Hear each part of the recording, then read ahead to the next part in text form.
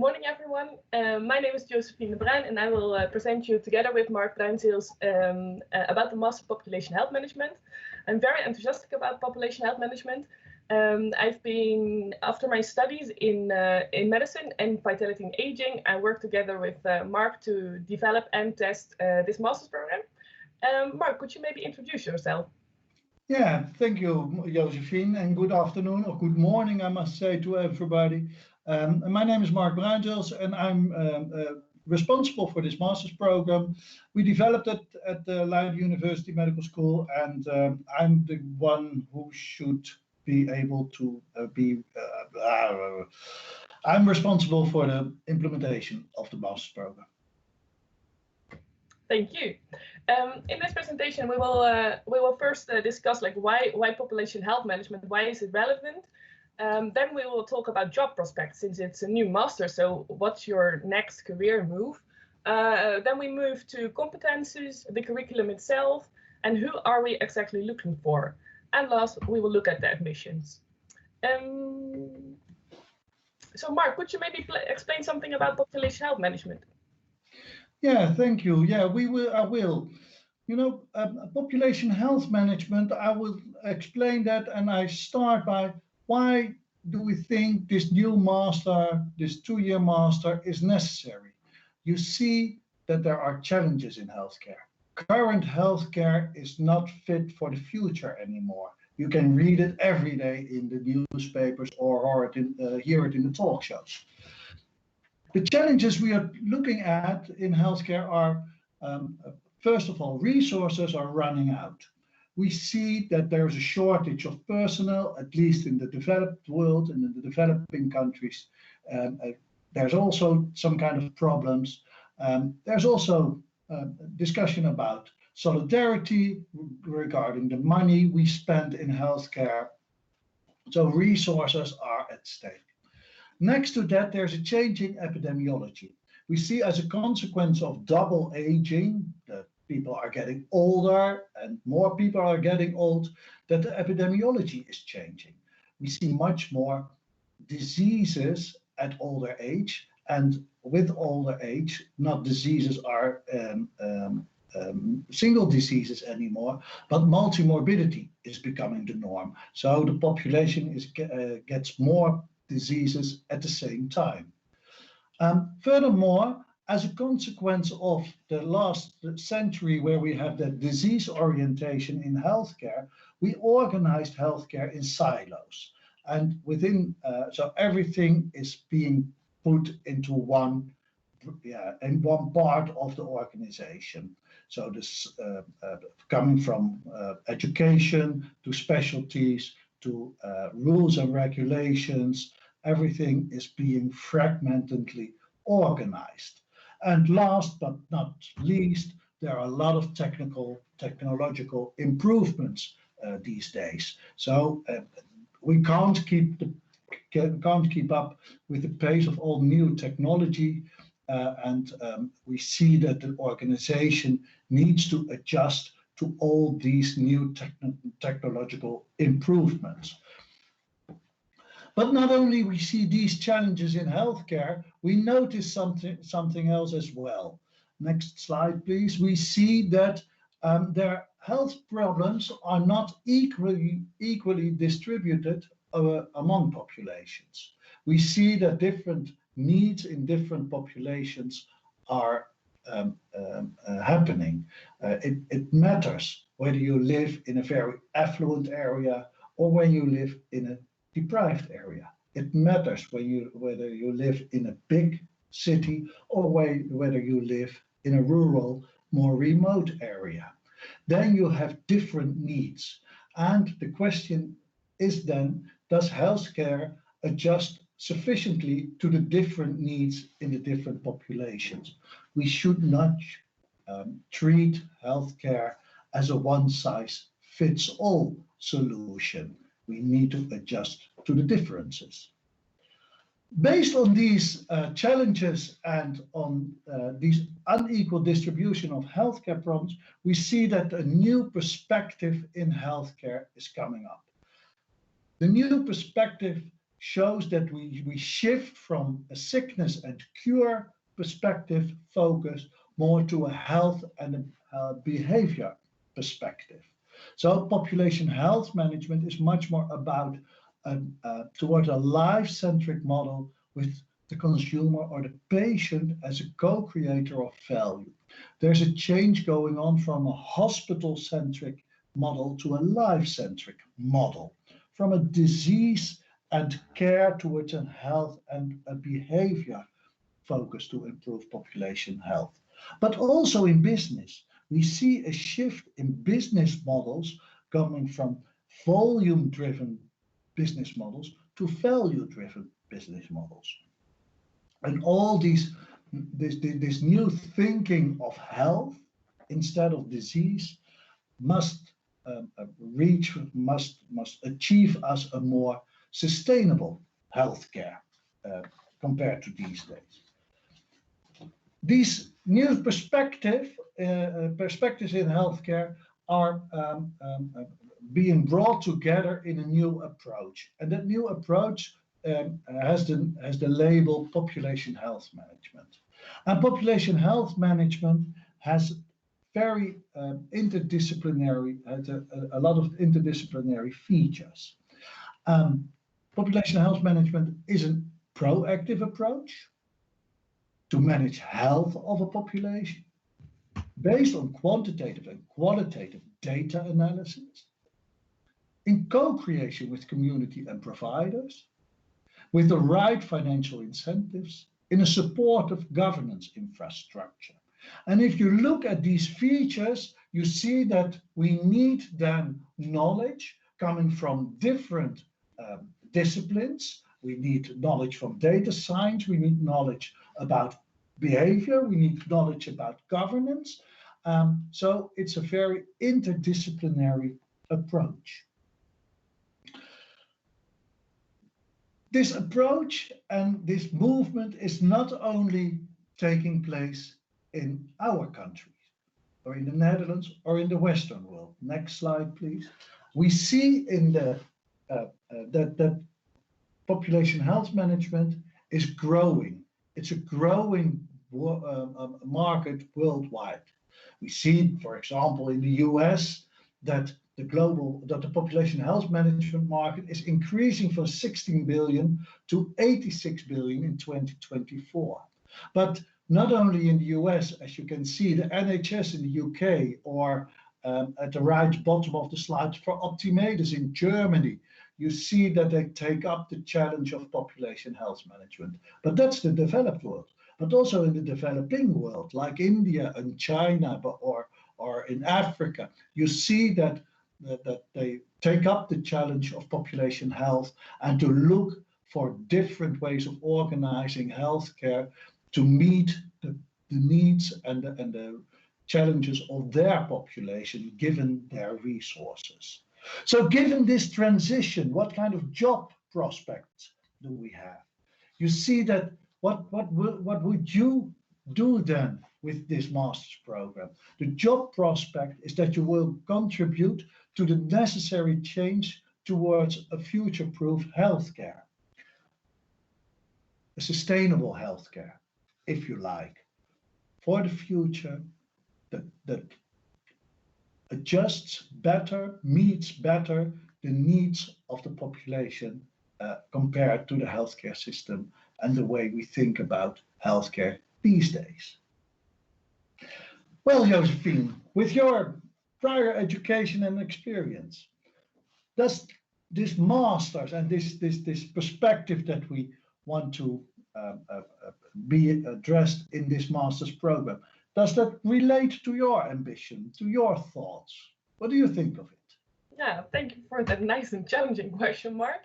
Yeah, if I reflect on what you've just told us, I think I recognize a lot, because when I was in my internships of medicine, I saw many older adults, all with their complaints, but they were not really easy to address with the medical tools we have. It's a wide range of problems, including, or challenges, including the need to collaboration with social care, informal caregiving. So it's way more complex than just giving that treatment. So this way of looking to, instead of individuals and treating individuals, to population groups with a risk-based or data-driven approach, I think this is really helpful. I think it's the future as well.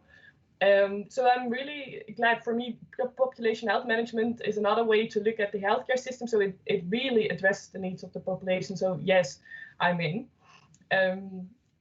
But if I look all this so about population health management as an approach or as a way of looking to healthcare, how do you get to this job prospect? Like, how do you arrange the curricula to deliver these future-proof pioneers? Yeah, thank you for the question, and I'm very fond about your reply, because I think you show that you really want to be part of that movement. How do we address it then, and how do we try to fulfill that gap in jobs and in that employers tell us that are at stake right now?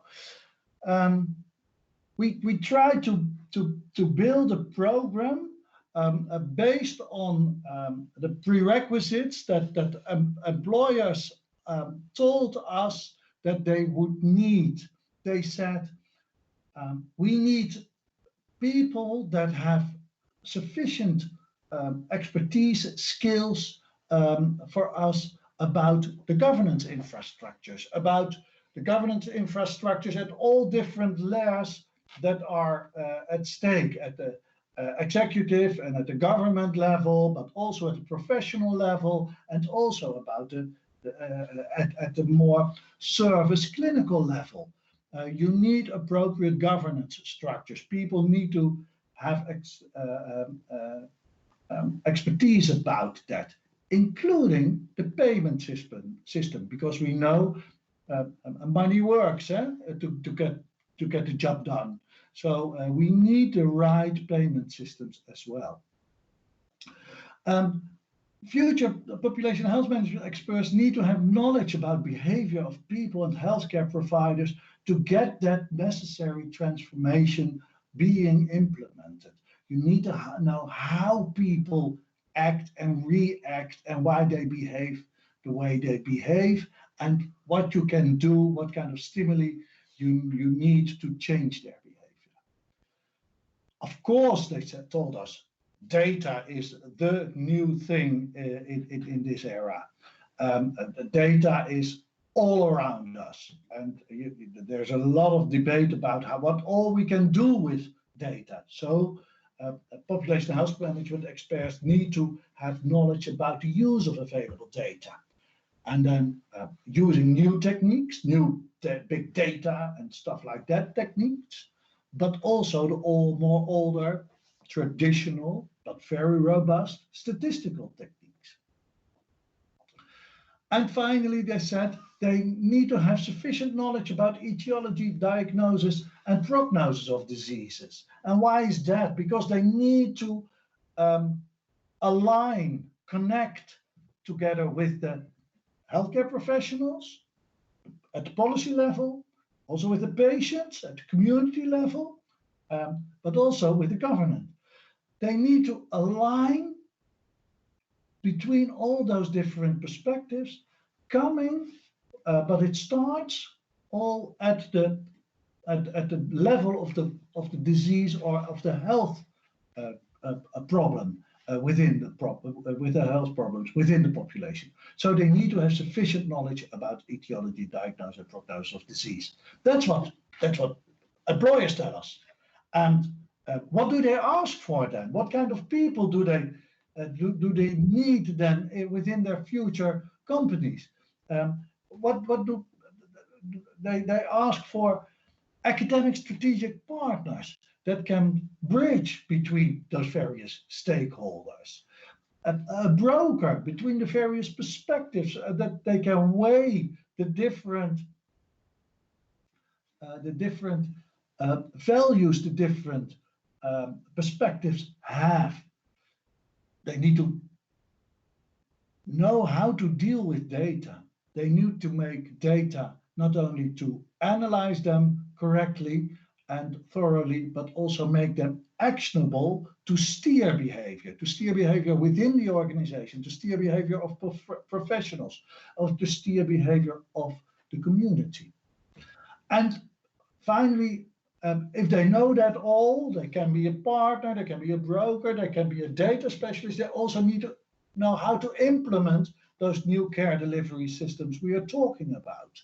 They need to be an implementator of complex transformations. That's what employers ask for. And where do you come and work then as a population health management expert, as a graduate? Where? Within new networks of healthcare organizations, professional groups, payers, and governmental institutions. If you look, for example, at accountable care organizations in the US or other regional networks that are taking place now in Germany and in the Netherlands or in the UK, it's very interesting to see that those new regional networks, they ask for people who know how to connect between the different organizations, the professional groups, and the others, and the other stakeholders. So knowing this from the employers, what did we do in the program? We translated that in competences for the master's program. So, of course, you need to have a solid knowledge about population health management. You need to know about population health management features and how to implement those. You need to have a data-driven thinking and acting approach, competence. So you really need to deal with data. Another is eclectic thinking and acting that comes from the interdisciplinary character of population health management. You need to, as a PHM expert, have the competence to weigh all the different interdisciplinary perspectives and to have a weighted synthesis of these different features. You need to have deliberative governance, thinking and acting. That means that you have to deal within that complex network of all the stakeholders and be convincing and arguing the right way. You need transformative skills. And transformative skills means that we don't only educate the students for 2021, but also for 2030 and also for 2040. Healthcare is changing then. I know, I'm a little bit older than you are, how healthcare looked like 30 years ago. It was different from now. It will be different in 30 years from now. We have a lot more technology, etc., coming in there. So you need to have the ability to grow along with the transformation that takes place. And those skills we will teach you. And finally, as the master's program is an academic education, you get academic skills. So thorough research methodology, some philosophy, and know how to get evidence for your thoughts and for your activities. Those academic skills will be taught for you, and that will be taught you as well.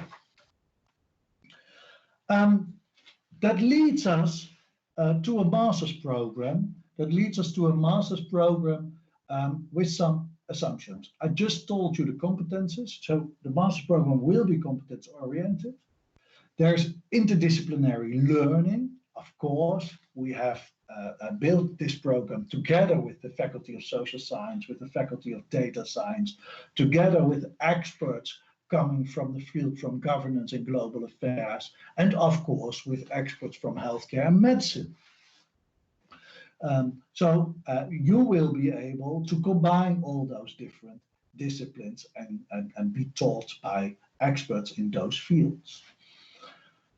It's a very individually tailor-made program in that we have tried to make it a time and place independent. I will tell you a little bit further about that later about that in the next slide. It has an international orientation. We have an international faculty. Population health management is not only happening in the Netherlands or in Western Europe, it's happening worldwide. So we do have a lot of examples, network staff coming from all over the world. We made it a blended program, and the next slide, please. And the blended program is showing in this 2-year curriculum as follows. In the first year, you have 10 separate courses of 4 weeks, but each course within those 4 weeks is split up in an online part of 2 weeks, in which there are online courses, but a lot of working groups and webinars where you meet each other and have to work together. Then we have a very intense on-campus week. It's Monday to Friday from 9 to 5, being at the campus or at least with your working group in an intensive week where you apply a lot of your knowledge. And then in the last week of the course, in the 4th week, you have an individual week where the assignment takes place. So the first year, you have 10 courses according to this structure. So it's very time and place independent, except for the intensive group weeks, the week 3 on campus. In the second year is, in the second year, you choose one specialization, either epidemiology, governance, data science, or syndemics, but it has a free format. And together with the final research project, your whole year, you can build it out of components you choose. So either you do an internship or you do courses all over the world, abroad, or at Leiden University or somewhere else in the Netherlands. We encourage you to do it where the best teachers and the best places are for you to learn. Can also be internships at the WHO or at a very nice research institute in Australia. It's all possible. It's all possible. There's one obligation that you finish your second year with a master thesis, which has a strong research methodology being applied on a population health management way. So that's the obligation of the second year, but next to that, it's very free format. So if you look at the whole curriculum, at the whole program, there's a lot of freedom for you to fill in it the way it suits you. This curriculum, this master's program, will take place in The Hague, at campus The Hague of University of Leiden and Leiden University Medical School. And I love The Hague, and you can see at the left bottom why, because we have an extraordinary good beach life during summer. And we have, and you see at the right top, we have a very beautiful campus right in the center of the city. And if you want to have more information about The Hague, so you have the QR codes to see to find out, and you can find out about the student life in The Hague, which is very vivid and lively, and all things about necessary things like housing and traveling and stuff like that. So please use the QR codes for that. Well, Josephine, I told you a little bit about how we think we should do this. What do you think? Does it suit a little bit your prior education, what we taught, what we teach? Yeah, I think it's really you assigned a challenging task. Let me say that combining this interdisciplinary approach of those three pillar data-driven governance and medical perspective, combining it into one master's program. But I really think you did a good job. Furthermore, I really like the online offline educational part, so that there is the flexibility to work, to study where I want and how I want it. But at the same time be challenged to get the best out of me. And I think that's really nice about this program. So there is room for acceleration, but also the freedom to do it in the best circumstance for me as a person. So I really like that. And I also like the freedom you have, so you could dive into one of the subjects you like and then really become an expert on that already during your master's program. So yeah, I'm quite enthusiastic. Yeah. Oh, that's nice. That's nice. And what do you think? What kind of people, what kind of students should apply for this program? You know your colleagues. Yes, I know. First of all, we are doing so. The master's program is aiming for a mixed classroom approach, so that's that we are not only targeting on the bachelor student, but combining it with the PhD student. So you got the researcher perspective, but also professionals from the field. So those who are like they are every day they are working in the field and really knowing where the problems are or the challenges are. So I think those three perspectives combining in one classroom, I think that's really nice. I think everyone could benefit from that. So I think that's the first I want to say. And the second is that we are so looking for individuals who are pioneers, so that are open-minded, they are participating actively, and they're also curious, like and have an innovation-oriented attitude. So so that combined with this international orientation, as you told, because it's international. The master's program is focusing not only on the Netherlands but also on other countries. What I also the students we also want to invite are those who have a strong connection with practice. So that's because there are assignments where students go into the field or in the field labs to meet and to address the needs of the population, but also the other stakeholders. It's really important that they have a solid background in medicine, so they could talk also with the medical professionals, but also have the affinity with healthcare organizations, so they can also meet their interests. So that's really important. And as you said before, population health management is a quantitative, data-driven approach. So skills and quantitative methods are prerequisite as well. But I think most important is to have an innovative pioneer mindset. Yeah. And I think so too. I think you're right. We're looking for those, and I'm very glad that you just stressed the mixed classroom together. So students, PhDs, professionals, etc. They are working together, and I hope you will like that. You've liked that,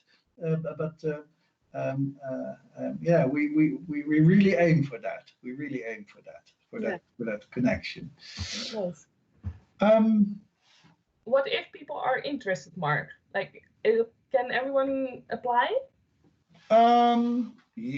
Sure, we are open to everybody. No, everybody is invited to apply. However, of course, there are some prerequisites that you need to have filled before you can enter this master's program. A bachelor program is is needed, and a bachelor program with in medicine, in biomedical science, in clinical technology, in biopharmaceutical sciences, in pharmacy, in human nutrition, health sciences, veterinary science, health and society, and in European public health. Those do have a direct admission to this master's program. If you have another bachelor's degree, of course, you're also invited to apply. However, we will look then together with you whether you have sufficient knowledge on medicine, on healthcare, and on quantitative methods. We think it's very important that you understand that it comes from a medical field and that you need to have some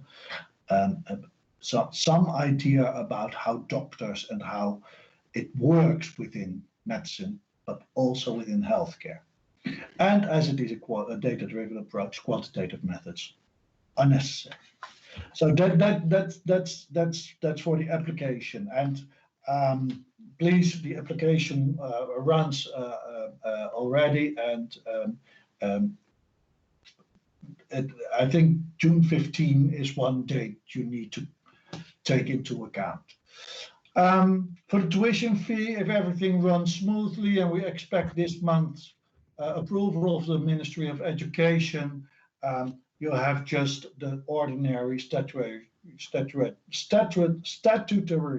tuition fee of €2,168 for a student in case of no approval, or for students outside of the European Union, the tuition fee will be €19,100. I think that's it for now for the information that we can give about this master's program. But Yeah, know there are some questions, I think. We've received some questions. Yeah, it's really nice. So I put them on the screen right now. So Mark, shall I ask you the first question? Yeah. Someone studied global public health in their bachelor's, but she doesn't have a medical background. Can she still apply? Sure. I just said everybody with a bachelor's program, bachelor certificate can apply. However, we need to have a look at what you had within your bachelor's, what you have already in your backpack for expertise and knowledge, to see whether you need some kind of bridging courses or upfront before starting the masters. But sure, you can apply. Okay, thank you. Then there's a question. Can you tell something about the difference between your program and the Master Healthcare Management at the Erasmus University? As a matter of fact, I can. I've worked at Erasmus University for some years. I know a little bit about that master's program, and from my perspective, that master program at Erasmus University is very well organized and looking at healthcare delivery and optimizing healthcare delivery in the current healthcare system, in the organizations that are currently providing healthcare. Our master's program is taking a new perspective, a different perspective. So we start from building up new healthcare delivery compilations, constitutions coming from the needs of the population, and not starting from the way healthcare is organized already, or the current organizations. I know that at Erasmus University they don't have only the Master of Healthcare Management, but also the Master of Health Economics, Policy and Law, which takes a more macro view of healthcare and has a much stronger economic focus than our focus, which is much more coming from the medical field and closer connected to the professionals working in healthcare, in hospitals, in practice, in healthcare organizations these days. Quite clear answer to me. Thank you. Let's go to the next. How many students will be accepted? Oh, I hope a lot. I hope a lot. Formally, we don't have any fixed amount, or we are not capped as a program, as a master's program. However, we will run it for the first time coming this September, starting this September. So of course we hope on a lot of students. However, it still needs to be manageable for us. So everybody will be accepted that applies and has fulfilled the admission criteria. So there are no limits. Okay. And then I've received another 3 questions. There be a possibility to follow the program in deeltijd or part-time? Part-time is possible. The way we constructed the program is that there are 10 courses in the first year of 4 weeks. Alongside, there are some project cases, but that's a minor aspect each week. So you are able to follow and build your own program over a series of years, over more years. So in the first year, for example, you follow 4 courses or 5 courses, and in the second year you follow other 5 courses. So that makes together 10, and then you have your first year in 2 years. However, then we should have a good conversation with each other, because I think there is a logic sequence of several courses within the first year that you should follow. So it's very handy to have finished responsible data analysis before you start on predictive modeling, because those are the more advanced statistical techniques. And so there are more logic. There's more logic within the program that we need to follow then, but it's definitely possible to do that. Nice. So it's possible, and there you can have a good conversation with Mark, which is always nice. What's the ratio of international and Dutch students? We didn't start yet, so we don't know. However, we've performed some courses before. We run summer courses, and all the courses have been already being taught in smaller groups. Within that, especially the last 2 summer courses, when we have made some more rumor about it, we saw that a ratio was about 40% international to 60% Dutch students. So there is quite some attraction coming from abroad, and coming from abroad was from all over the world, from Africa, from India, from Europe, from the US. We saw people coming in from all different windstreken, all the parts of the world. Okay, thank you. And then there's one other question. It says, I'm finishing my bachelor in health sciences at AEUR. Is this master's a right fit to do afterwards? It is, but we have to look closely, because you have direct admission coming from health sciences. We have to look closely whether you need a little bit extra on, for example, the medical background, whether that's sufficient, but that's no hindrance for you at start to apply. Okay, and then I think we have the last 3 questions here. I was wondering if you could give clear examples of job prospects after this master. Clear examples of job prospects. I told you something about in what kind of part of the healthcare industry employers now ask for these jobs. The real clear examples, because the jobs do not exist yet for population health management experts, already very clear cut.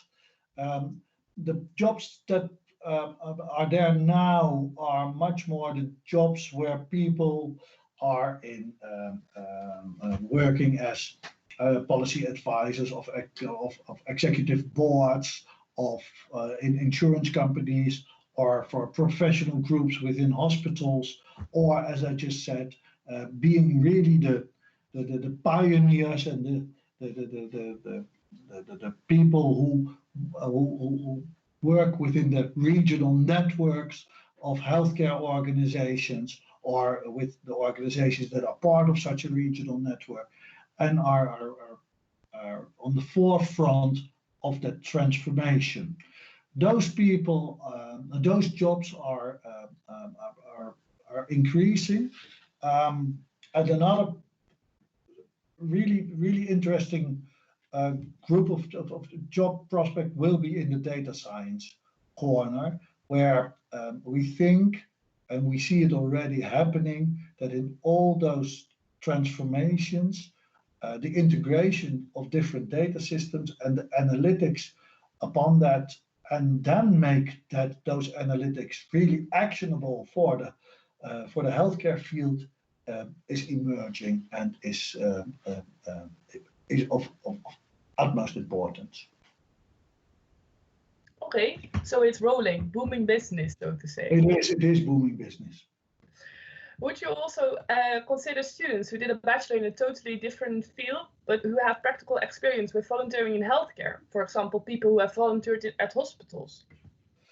As I said before, we consider every student who did a bachelor, but we really need to consider your prior knowledge, because we don't want that the gap between your prior knowledge and what we teach in our master's program is too large. And if it's too large, then it will be a frustrating experience for both of us, for the student and for the faculty, and also for the other students with who you have to work together.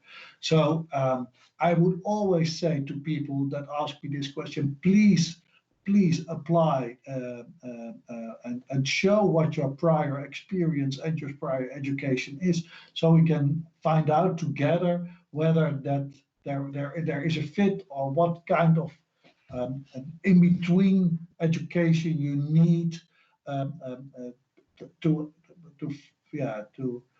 to start or to enter our program at a level that it's for everybody going to be a very successful period. Okay, and then I've got the last question. I've done the Master Population Health of the Population Health Management short program during my studies in technical medicine, and I really like that. Is the nature of the content of the Master PHM comparable to this program? The short answer is yes. The atmosphere that we created within the technical medicine week we had is comparable. The content is you had in that week only one part. It was mainly focused on governance, and we did some features of population health management. But yes, the content is not comparable because we build on it. It goes further. We have a broader, enlarging domain of knowledge and skills that we offer you, also in the field of governance during the whole master's program. But the master's program is also going to be addressing the data science part, the behavioral part, much more the combination and the interaction of the different disciplines. So it is, but it was only scratching the surface within that short program. So the master's program will be a recognition, but it goes much further and much deeper. Great question to the last answer, Mark. I want to thank you for your insights on population health management, the competences you need, the curriculum itself, and of course the job prospects of this booming market. I'm really glad to hear more and to hear again about population health management. If you're interested as well in this master program, you find here the QR code you can use. Then you can go, you visit the website, and the information on the master program will be uploaded there anytime. So please follow us. I hope you've had a good time listening, watching us. We did as well, and hope to see you in the future. Thank you for your attention, and bye-bye. Hope to see you in The Hague.